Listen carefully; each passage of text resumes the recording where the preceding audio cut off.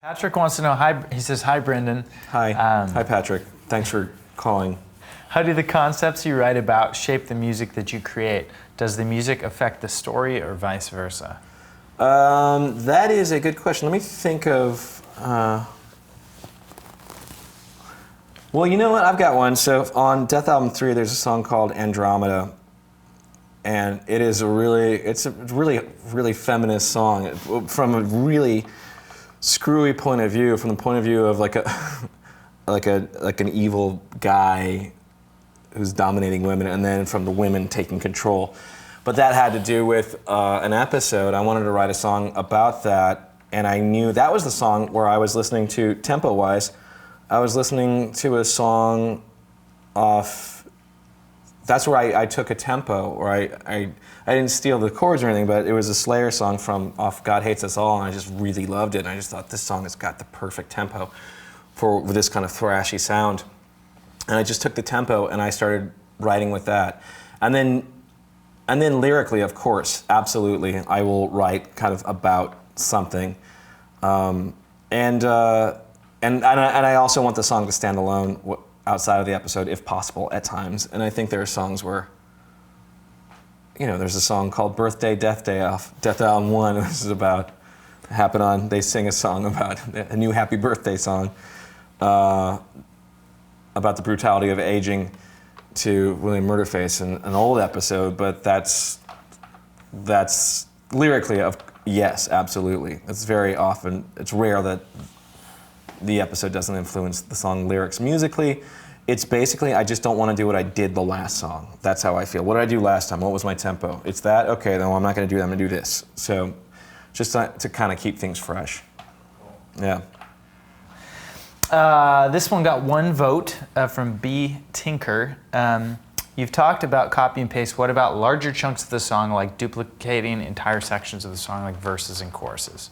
Would you ever do that? Would there ever be an advantage to doing that, or? I have done that before, okay. And when I do that, it's usually in my overdubbing / arranging sessions. So this is after this section. Once we've recorded the bass, this is like exactly after this section. I take I take a hard drive, like whatever the hard drive is. This is just something else. I'll take a hard drive back to my house into my Pro Tools thing, and I'll load everything in, and I'll listen to it, and I'll start coming up with vocal ideas. I'll start singing rhythms, not even words yet, but rhythms, and I'll start coming up with ideas for melodies, and I'll start kind of coming up with an energy for a solo. And then I'll realize after putting all that stuff together that we're not finished with this song. I need something else, or I need different chords here. I need something else to happen. So I'll have to kind of get into over here into shuffle mode, and that's where a whole bunch of problems can happen when you don't get out of shuffle mode and you go back in and you think you're in grid mode. So I will take sections and duplicate them in a different place and say, I think we need another verse, or I think we need a double chorus, or we need something else. Or delete sections too. Or I'll take a big chunk and go, this is a 4.5 minute song. This does not need to be, it's wearing out its welcome. Unless the ending is becoming this huge climbing epic thing, which often happens in Death Talk. Yeah. But I'll either squeeze stuff out and have to find a way for him. So basically, you're gonna have to find a way for the room mic to match from one drum to the next. Or if I duplicate a section, do we have a different take that makes sense? Yeah, I mean, the duplicating thing gets tricky only because like your fills are gonna be the same, and people can pick up on that.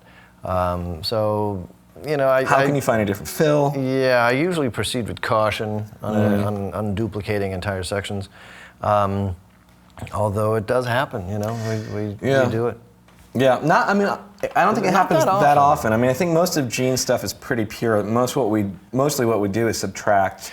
Yeah, because you usually have too much. I'll have too much. That's definitely a thing that happens a lot. Again, it's like when you go, if you're out on a shoot, like if you're producing a piece of film, you want too much footage. You want too much stuff to play with. You want to get a million different angles. You want to make sure you've got too much stuff. And same way with music, I want to make sure I have too much songs so I can trim it away and show you the edited version that I think is the actual living, breathing song. So oftentimes, and again, like even if push comes to shove and we're running out of time, if we can find a non-distinctive guitar part, we will duplicate it elsewhere too, where I'm like, this is it, our day's done. I have 18 more songs to do, and I've got 5 days, whatever. Sure, yeah. So again, you don't want to do that stuff. It's like auto-tune. Don't use auto-tune, unless of course you have to use auto-tune. Yeah, You know? don't do it. Just don't do it, don't. Which is why we do it. But you have to do it every once in a while. And it's okay to copy, like I find that it's okay to repeat certain sections when other stuff over this section is not repeated, so it does not sound the same. If there's a B melody on top of something else, all of a sudden a new element comes in, or like let's say you only pasted the drums, but you're playing the bass over it in a different way, or the guitar, the lead guitars, or whatever. As long as not everything is completely identical, it's easier to get away with it. But no one sets out to do that stuff. It's only when you're in a tight spot. So yeah, otherwise it will sound, you'll hear it. You'll hear a slide on a guitar. Sometimes, like I think we've heard stuff where like, oh, cut and paste. We're out of time, and we hear like a slide on the same part, like the hand moves on the guitar, and you just hear that stuff. So, and by no one we mean us. Yes. Hey, we're not perfect. Hyde wants to know, who are your biggest musical influences when you were growing up and playing guitar? For me? Yeah. Or maybe for both of you, if you guys both have some, I've got some big influences. I grew up loving Queen. You know, my parents had the records in the house, and I loved Brian May. And by the time I discovered the Prophet song off Night at the Opera, I was in love, and I wanted to make those sounds. And you hear me ripping off Queen quite often in even in the theme song for Metalocalypse, for Death Clock. And then for guitar, anybody that's ever done anything on guitar, I'm a big fan of. Like I like everybody from Jeff Beck to like, of course, Yngwie and Satriani and Vai, and Billy Corgan when he really plays his guitar, I think is really cool. I like a lot of stuff. I like Josh Homme from Queens of the Stone Age. I like all that stuff. But growing up, Eddie Van Halen, I went crazy over. I thought he was so cool. But I kept going to harder stuff, and like Alan Holdsworth, and then going into the Dixie Dregs and going into stuff like that. Steve Morse, but Hendrix, everyone that's ever done anything on guitar, I've spent a lot of time listening to and trying to play like. So actually learning those parts, a lot of. Yeah, I think that's a good part to like, a big part of what makes these guitar players great is how they touch a string, how they move a string. And if you can do an impression of some of your favorite guitarists, it's more to your bag of tricks, and you start understanding it. So Angus Young has this tight little violin-like vibrato that I just love, but that's what makes him sound like that. Brian May has his own vibrato. Eddie Van Halen has his own vibrato.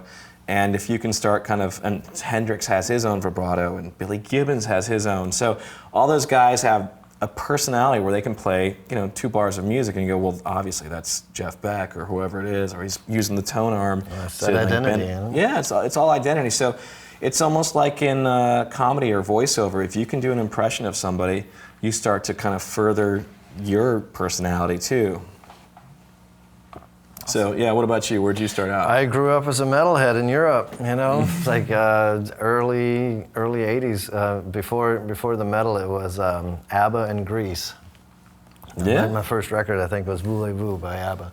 And then, amazing, perfectly written music. Yeah, and then it was Grease, and then it was Kiss Alive 2, much to the detriment of my parents. But I would just like to state that like ABBA is a gateway music to metal. Yeah, it is, and all that stuff is, because my favorite metal that I started listening to, I could pick out really cool chord stuff too, and then and when I started getting into the metal stuff, it was Master of Puppets and Anthrax and Slayer and Testament and all the the thrash guys, and then it kept getting heavier and heavier and heavier and heavier, and then everyone got a hold of it and just tuning down further and all that stuff, and then you get all the European guys and like the metal of like turn this turn of the recent century stuff. They, the people that really started playing their instruments again got really exciting again. They really cared about their instruments, but obviously metal too. But I go more melodic first, and when metal is melodic, then I'm there. I'm really excited. Cool. Yeah, I mean, my world went from like Kiss Alive 2 to like the Maiden and the Rainbow. Super melodic, yeah. Yeah, and Motorhead and all those guys like the first time around. When they sang notes in their stuff too. Still. Not that the other part isn't great, which is what I do too. But the notes, those notes are great. Use those, yeah. Yeah, pitch. Last question? Last question. This is from Dustin. Is music school a necessary step to becoming successful in music? I struggle with learning notation. Do you recommend any books or learning tools to gain the shredding skills to make awesome metal? That's a good question, and I think the answer is no. I don't think you need to go to a music school to learn how to do what you want to do. I think you have to have goals and you have to have heroes that you want to. Again, if you have a favorite song and it has a part that gets you every time, learn why that part works. So even in, like, you can hear me using a part from the Prophet song in almost every Death Clock song, where I do use that third to root harmony thing where you're climbing up a cycle 5 thing, like a 5 of each chord you're modulating constantly. So you can hear that in the Metalocalypse theme song, but it's good to know the names of the things, and you'll get there faster. Notation, I'm terrible at. There was a time where I was slightly less terrible at, but reading music is not great. I think the most important thing about reading music is being able to read the rhythms, because that will come up and that will help you every once in a while, but oftentimes it doesn't for me. And because I work in this certain way, I don't write anything down. This is my notation right here. And I have to listen and kind of refigure stuff out. But I don't do it that often. Plenty of guys, Mike Keneally can do it really well, Brian Beller can do it really well. I'm in a place where that's constantly never being asked of me. So if I had to go and join a pit band somewhere, I'd probably stink, or I'd have to go and learn it. But the other thing about music school that I think is it's really tricky they'll teach you some really cool stuff that you can learn in a half hour, but to get it under your fingers, you need like 6 or 7 years to do it. So the example I think I told you guys yesterday was I was in an amazing class, Advanced Jazz Solo Concepts, and we were talking about John Coltrane. And the teacher brilliantly and eloquently told us all about what John Coltrane's process was for the tonic systems that he used, which is like this crazy scale that's modulating in major thirds in the song Giant Steps.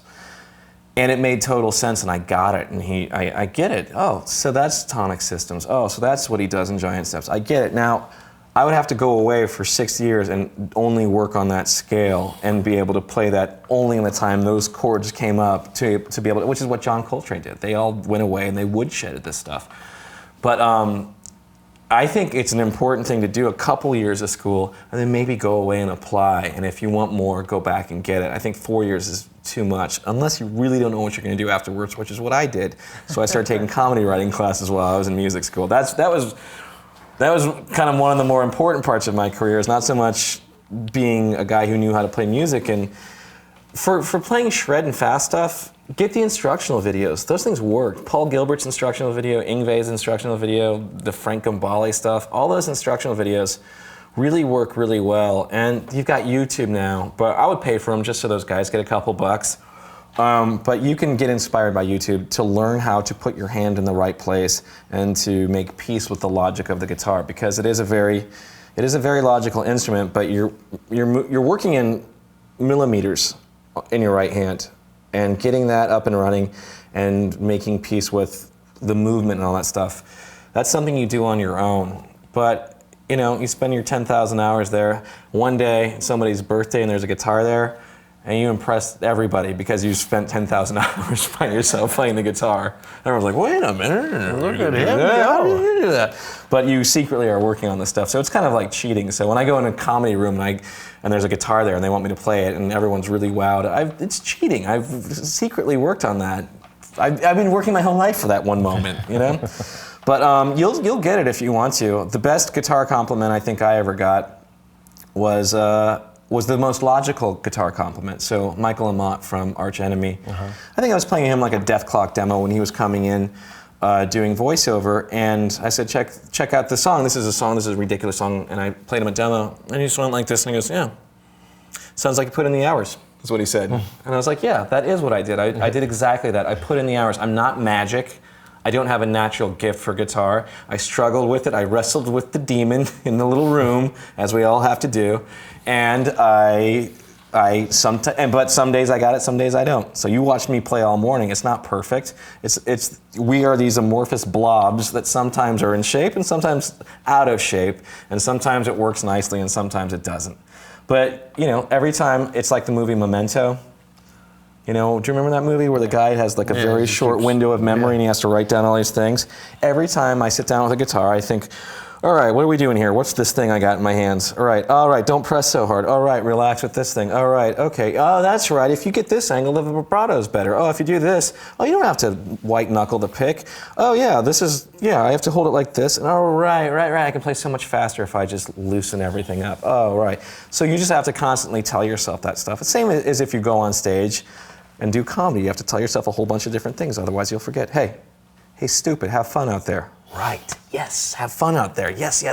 And then you go and have fun out there, and everybody laughs. That's a lot in a short amount of time. You may want to rewind it.